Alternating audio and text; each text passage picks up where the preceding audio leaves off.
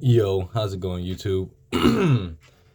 So, today I'm going to be talking about something that we haven't discussed on this channel. Another leader. We're going to be talking about Yamato and the Fortress build, which is one of my favorite builds to play for fun. I usually like to take this to like a small event or some locals like that and just kind of sort of mess around with it. It's a fun leader to play. I enjoy her. Fortress build is not as competitive as the other builds, but like I said, it's still a really cool deck to play. If you ever get the cards, by all means play it. Create some very interesting situations with some very interesting matchups. But without further ado, let's go ahead and get into the deck profile. First and foremost, simple and easy. We are playing 4 of the Julia Bonnie. This is your searcher for your supernovas. It's going to make sure that you get all the supernova cards that you're looking for. Make all those great supernova plays that you want to make. Then we're going on to 4 Killer. Killer being your 2-cost blocker. Killer's really good in this deck because not only is it a 2-cost blocker, has a counter, but it also has the ability that when you give him a Dawn and he does block, you go ahead and draw a card off of his effect. Scratchman Apu, you run those at 4 as well. The reason why you want to run this card at 4 is because it's also just your 2K counter, helping you protect yourself as you try and build your board up to your top end. The whole point of this deck is to wait till your top end and then just proceed to start to play the game from there. But until then, you're just playing the waiting game until you see those cards. You're just pretty much playing these lower creatures until you see the higher creatures. Then we have 3 of the Kid. I only unfortunately have 3 of the Kids, so that's the only reason that I'm playing 3. I am going to wind up buying another one, but I really just put this deck together because I've seen that I have most of the pieces for it. So it's just like, you know what? Forget about it. Let's go ahead and see what we can get going. Then we have 2 Pump Gibson. Pump Gibson being a really good defensive option for whenever it is you don't have all your pieces and you're trying to make it to that inboard scenario and you're having those tough times of doing it. This card, I just helped make sure that you can make it that far.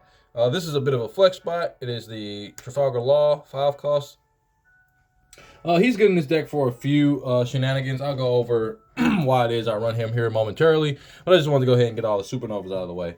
Moving forward, we have all of the Don Quixote Pirate cards, which is going to be 4 of the Baby 5. Baby 5 being your Don Quixote family searcher. It's what's going to make sure that you find all your Don Quixote cards, your top end, and everything that you're going to need for the game to progress in your favor. You play these so you can continue to just keep digging. That's all it's for, so you can dig for the top end. You want to dig for your top end, you want to dig for these next cards, which are 4 Rosa Dante. The 4 Rosa Dante are really, really good in this format, especially when you're playing the Fortress build, simply because it allows you to get Kid and simply because it allows you to protect Kid a lot easier, especially in those black matchups where they're playing a lot of cards that will pop your board. Having this 2-cost blocker that also is essentially a blocker while rested is very, very good. Very, very good.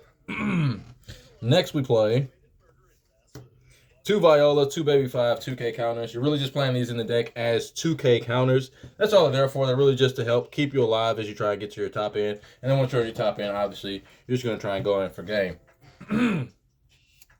Running 3 of the Sugar. Sugar is just a good card for resting your opponent's blockers. They're 4 cost or lower blockers. So that way, after you drop a Sugar, you can drop card that we're going to mention later on, then you're just in a really good position to just go ahead and KO your opponent and get them just right on out of there. I'm playing 2 Doflamingo. I'm actually going to take this up to 3. I think that at 3 he's pretty good. He's pretty good at 2, but at 3 you just see him a lot more, and he just helps you into those in-game scenarios where your opponent is already pressured because they're on the Kid, being under Kid, and then being under Dolphy. It's very, very oppressive to your opponent. It doesn't allow them a whole lot of wiggle room to do anything. They're just kind of sort of stuck with what they got. Moving on to all of the cards that are not either Supernova or Don Quixote family cards, but they are cards that you just need to run on the deck. We have 4 Hoity Jones. I used to be called him Horty. I'm actually, if you see me in person, you're going to hear me call him Horty a lot because I just say that. This is what I call him, but it is Hoity Jones. My friend makes fun of me for saying it like that, but for him, he's part of your top end package. He's just what helps you finish the game. He's your game finisher. You play him down usually when we're about to go for game, and you know that his swing is going to get you lethal. You try and play him anytime before that, or you try and play him before you have this kid. You're placing yourself in a very, very awkward position and a very, very dangerous position, because if your opponent can manage to KO the kid and you don't have the killer, then you're in a bad position. The only other downside is blue has the ability to bottom deck this. So even if you do have the killer, Sakazuki can still remove it as long as they can reduce the cost to the necessary amount. But moving on, we have 4 Onami. Onami being the card that helps this deck progress. It helps this deck do well because if its effect, not just the trigger to KO cost 5 or less, which is insanely broken, but also it's my primary on play effect, which gives any character on your field banish. This is insanely good when you combine this with the leader and make sure that your opponent doesn't continue to net any kind of advantage while you also just pressure their board. Really, you just want to be swinging high with the leader and try and keep creatures off their board so they're not obliterating you in the end game. But you just make sure that you're just applying pressure to your opponent the entire time. You'll be good to go. The last 9 card that we run is going to be the 2K counter, which is another Land of Wano card. You run 2 of these simply because she is great for whenever you're in a whenever you're in a match against yellow, mostly a nail, and they try and starve you for their Gadatsus and their 9-cost Yamatos. This is a really good card. I'm sorry, not when they try and starve you. I apologize. This is really good for when you're playing a nail and they play Katakuri, or you're playing Katakuri and they play Katakuri. If they do put your 8 costs into your life, you can just very simply on the very next turn, your very next turn, go play this, get your 8 costs back, replace your life, and then play the 8 costs, and then put the Dawn on them so that they have to focus that character. Again, you've got a blocker. You can go play that blocker behind them and just keep pushing from there. It's almost like you have to run these in this deck. So I'm going to bump this up to 2 for those very, very specific situations, which do come up a lot. It's the same reason why you run Sanji inside of any red decks, because you want to make sure you're not getting starved and your opponent isn't getting full value out of their Gadatsus and out of their 9-cost Yamatos. This is a very, very simple deck. As I've said before, it's very, very fun. I enjoy playing this deck.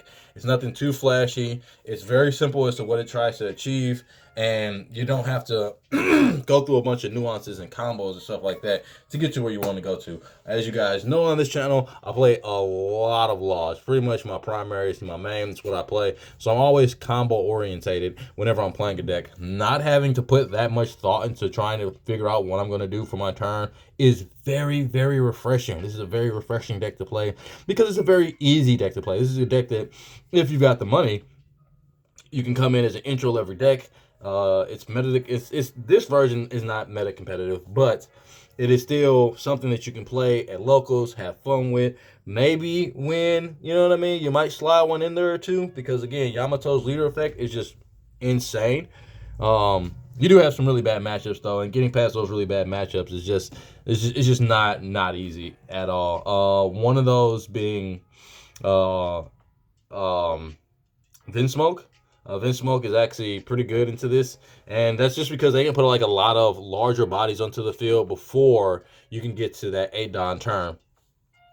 Also, they have 4-cost Perona, which is an extreme hindrance to this deck. It is very, very, that Perona, it hurts this deck so bad because you are usually sitting on a pretty fat hand because you're just holding your 2Ks and you've just been using searches this entire time. So you've really just usually got like blockers, 2Ks, 1Ks, and all that in your hand, plus your top end, if you're lucky enough to find it. That 4-cost Perona takes all of that away, resets you, and now you got to pray that you come into it all again. And that is painful. I'm not gonna lie. That's probably one of the most painful things. That's what will cause you to flip the table and punch somebody. It just hurts that much whenever they do that. Like, I don't like it.